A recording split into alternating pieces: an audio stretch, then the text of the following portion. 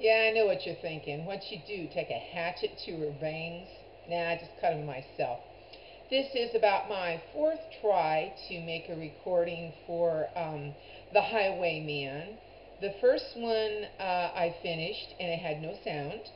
The second one was 20 minutes long and I couldn't upload it to YouTube because of that. It was way too long anyway. The third one was going along pretty good, and then the dog started whining in the background, and then the electricity went out, and I couldn't figure out how to edit it, so that went by the wayside. So here we go again, and I'm going to break this down into shorter segments and put it on YouTube, and I will also take it to school and upload it. I put it on YouTube because the length, it might be difficult for some of you to download or would take a long time. So there you can go and look at it, and it makes me feel really important, like I'm like a movie star or something. But The Highwayman. Um, I'm sorry, I was thinking of something amusing, but it doesn't bear sharing. You read a couple of poems before you read The Highwayman, and you listened to a couple of poems, or at least one poem, which was I Am the Highway by Audio Slave. And I explained how the first poetry would have been set to music for several reasons. And Audio Slave, that poem was a song that was specifically written to go with music.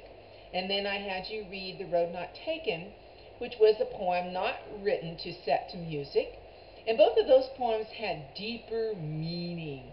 And, we had to peel away the layers in order to get to the core to understand what the poet was really meaning. And even then, do we really understand? Was Frost really talking about something deep and profound? Or was he talking about paths in a forest? Now, I had you read The Highwayman, and I had you listen to the music by Lorena McKennitt, and this was not a poem that was written specifically to go to music, but if you listen to the recording, as I hope that you did, you saw that it did fit very well to the music that she composed for it.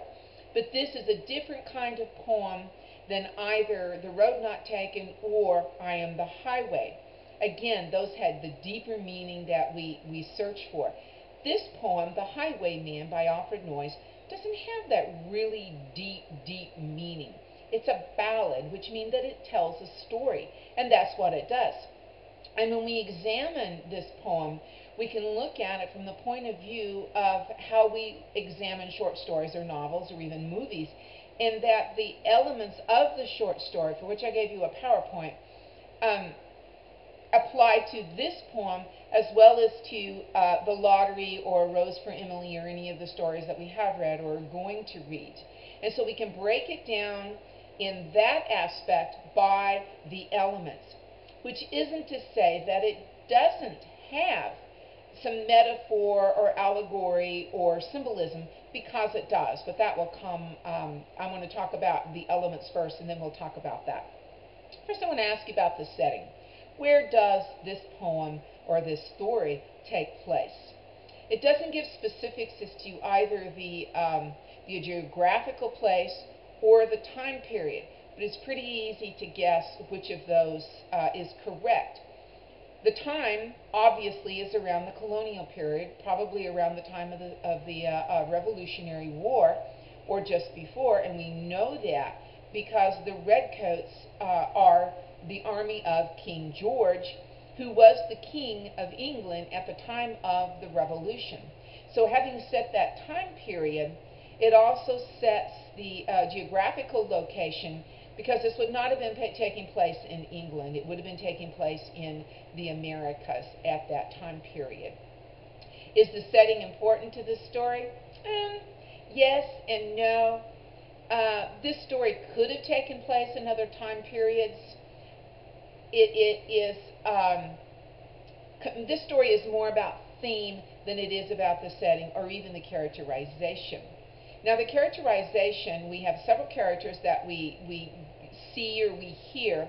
Of course, there's the highwayman, whose name is never given. There's Bess, the landlord's daughter. And we also hear about Tim.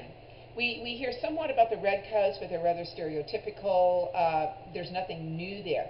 The other characters are rather stereotypical as well. Now, Tim, we see him briefly. He doesn't play a big part. Well, excuse me. We don't see him play a big part, but he does play a big part because he's the one who turns the highwayman into the redcoats and they come looking for him. We see Bess. We know that she's beautiful. We know that she is the daughter of the landlord. We know that she is in love with the highwayman. We also know that she's very, very, very brave and that her dedication and her love surpasses herself. She's very selfless in that she is willing to kill herself in order to save her lover. Now, the highwayman, he's a little bit more finely drawn. And first of all, did you know or did you find out what a highwayman is? It isn't someone who's out, paving the asphalt for the Missouri Department of Transportation. A highwayman is, most bluntly and most plainly put, a robber, and it refers to him as a robber at some point in the poem. He makes a living by stealing from people who travel on the highway. That's why he's a highwayman instead of a cat burglar or a house thief or something along those lines. But he's not any ordinary thief. And we see that from the way Noyes characterizes him. And we do get the most complete description of him than we do of the other characters.